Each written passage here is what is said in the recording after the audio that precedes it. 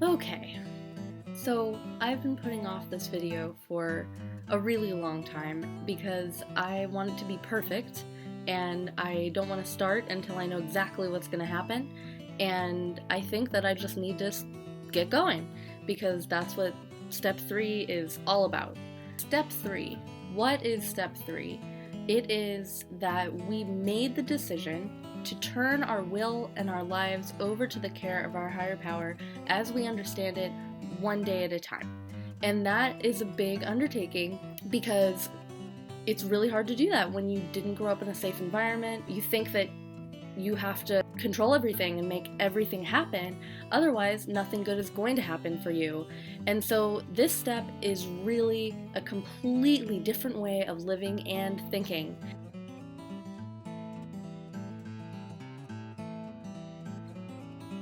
Now, I want you to remember that whatever the higher power is, it's your own version. It doesn't have to be like anybody else's. It only has to make sense to you. One of my favorite prayers that goes with this step is called the Set Aside Prayer, and I'm going to read it to you right now.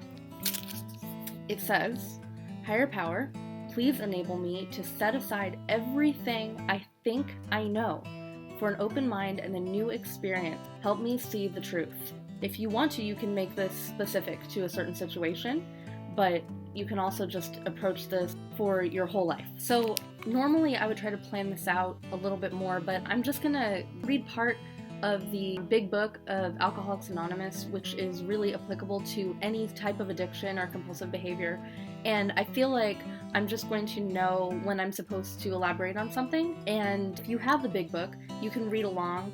I'm on page 60 and I'm in the third paragraph from the bottom where it says being convinced. You can also look this part of the book up on Google. So if you want to read along, you can. I'm just going to change everything into first person.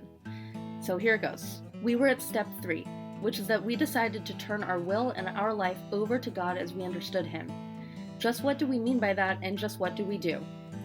The first requirement is that I be convinced that my life run on self-will can hardly be a success. This means that when I try on my own power to do things, it doesn't work. And we've already established that in step 1, that we're powerless and our lives are unmanageable. On that basis, I am almost always in collision with somebody or something, even though my motives are good.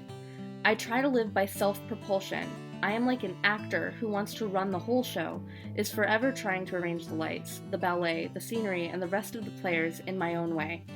If my arrangements would only stay put, if only people would do as I wished, the show would be great. Everybody, including me, would be pleased. Life would be wonderful. In trying to make these arrangements, I may sometimes be quite virtuous. I may be kind, considerate, patient, generous, even modest and self-sacrificing. On the other hand, I may be mean, egotistical, selfish, and dishonest. But as with most humans, I am more likely to have varied traits. What usually happens? The show doesn't come off very well. I begin to think life doesn't treat me right. I decide to exert myself more. I become on the next occasion still more demanding or gracious, as the case may be. Still, the play does not suit me. Admitting I may be somewhat at fault, I'm sure that other people are more to blame. I become angry, indignant, self-pitying. What is my basic trouble? Am I not really a self-seeker even when trying to be kind? Yes, I am, because if I'm trying to make you feel a certain way because I want to feel a certain way, then that's self-seeking. Am I not a victim of the delusion that I can wrest satisfaction and happiness out of this world if I only manage well? Is it not evident to all the rest of the players that these are the things I want? And do not my actions make each of them wish to retaliate, snatching all they can get out of the show? Am I not, even in my best moments, a producer of confusion rather than harmony? I am self-centered, egocentric, as people like to call it nowadays. I am like the retired businessman who lolls in the Florida sunshine in the winter, complaining of the sad state of the nation, the minister who sighs over the sins of the 20th century, politicians and reformers who are sure all would be utopia if the rest of the world would only behave, the outlaw safecracker who thinks that society has wronged her, and the anonaholic who has lost all and is spiritually and emotionally bankrupt. Whatever my protestations, am I not mostly concerned with myself, my resentments, and my self-pity? Yes, all of that is true. Selfishness, self-centeredness, that, I think, is the root of my troubles. Driven by 100 forms of fear, self-delusion, self-seeking, and self-pity, I step on the toes of my fellows and they retaliate. I feel like I need to stop here and say that in the other videos, this is how I've described addiction before. It's when your fears and your delusions and your self-seeking behaviors are so strong that you choose to do things based off of them versus based off of what you would do if you didn't have fears or delusions and you weren't self-seeking. So your life takes a completely different track based off of if you are acting out of fear or if you're acting out of faith. Every day, I have to ask myself, am I making my decisions today out of faith? Am I believing today that God is everything or that God is nothing? Because for me, there's no in between. I can't say that in some areas I can control this, but in other areas, I can't. I have to just make it that black and white, because in the times that my brain is really spinning out of control, I have to keep it simple, and simple is either God is or God isn't. If God is, then awesome, and let me think about how that story is going to go, versus if God is not. So, driven by 100 forms of fear, self-delusion, self-seeking, and self-pity, I step on the toes of my fellows and they retaliate. Sometimes they hurt me, seemingly without provocation, but I invariably find that at some time in the past, I have made decisions based on self, which later placed me in a position to be hurt. So my troubles, I think, are basically of my own making. They arise out of myself, and the Anonaholic is an extreme example of self-will run riot, though I usually don't think so. Above everything, I must be rid of this selfishness. I must, or it kills me, and higher power makes that possible. There often seems no way of entirely getting rid of my self-will without his aid. I have had moral and philosophical convictions galore, but I could not live up to them, even though I would have liked to. Neither could I reduce my self-centeredness much by wishing or trying on my own power. I had to have a higher power's help. This is so true. I cannot tell you how many times in my brain I've thought, I'm not going to do that, or I'm going to do that differently, or I need to stay away from that, or my integrity is telling me that I'm better than this. Why am I doing this? That's why. It's because I could not live up to my own moral and philosophical code without a higher power's help. This is the how and why of it. First, I had to quit playing God. I had to quit playing God. It doesn't work, and it didn't work. Next, I decided that hereafter in this drama of life, God was going to be my director. He is the principal, I am his agent. He's going to tell me what to do. He's the father, and I am his child, so he's protecting me. Most good ideas are simple, and this concept was the keystone of the new and triumphant arch through which I passed to freedom. Now, my sponsor told me what she thought regarding the line about being God's child. So, I am somebody's child. That you protect your child. So I really have to feel that God is protecting me.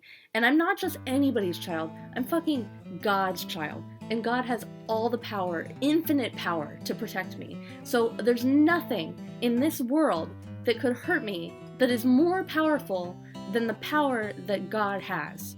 The doors that God can open are not the same doors that any man can close. When I sincerely took such a position, all sorts of remarkable things followed. Now, guys, these are the third step promises. It doesn't say the third step, maybe they'll happen. It's the third step fucking promises.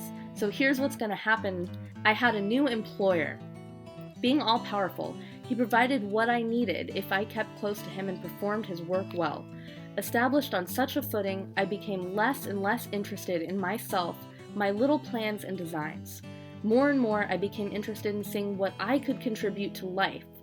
As I felt new power flow in, as I enjoyed peace of mind, as I discovered I could face life successfully, as I became conscious of his presence, I began to lose my fear of today, tomorrow, or the hereafter.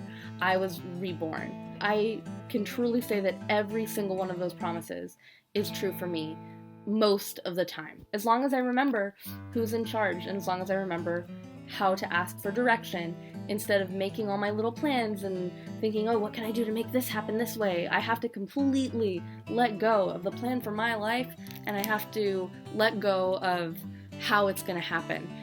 Now, one more thing is that it's important to remember that you're still you. You still have your passions, you still have what you want to do, who you want to be, things you want to experience. All those things, those are not things that you have to give up. We just give up the process of how it's going to happen, and we have faith that our higher power is going to bring to us everything in our heart's desire that is true to our authentic self. So this step isn't as scary as it might seem, because you're still going to have what you need, and you're still going to get the things that you're supposed to have in your life, and the people that are supposed to be in your life are going to be there. Here's the last thing. This is the third step prayer. God, I offer myself to thee, to build with me and do with me as thou wilt. Relieve me of the bondage of self, that I may better do thy will. Take away my difficulties, that victory over them may bear witness to those I would help of thy power, thy love, and thy way of life. May I do thy will always. So there you have it. That is the third step part of the big book, and I hope that this helped somebody. I know that it can be scary to take this step formally because you don't know what's going to happen, but if you know that you are being protected and guided by your higher power, and your higher power wants you to have everything that your authentic self needs and desires, then it's okay. Last thing I want to tell you is that something that I like to use as a tool for myself is a God box. It's just a little box, and whenever I'm worried about something or I have a situation that seems too big for me to figure out, I just write on a little scrap of paper whatever the thing is. I fold it up and I stick it in my God box, and I say the third step prayer. I let go and I let God, and I feel so much better. And every time I put something in my God box, without fail, every single time, it does get resolved. So it might not always be in the way that I'm thinking it's going to get resolved, but it always does. So I hope that you enjoyed this video, and I hope that you understand step 3 a little bit now. And remember, it's a daily process. One day at a time, make the decision to turn your will and your life over to the care of your higher power as you understand your higher power, and it's going to be good.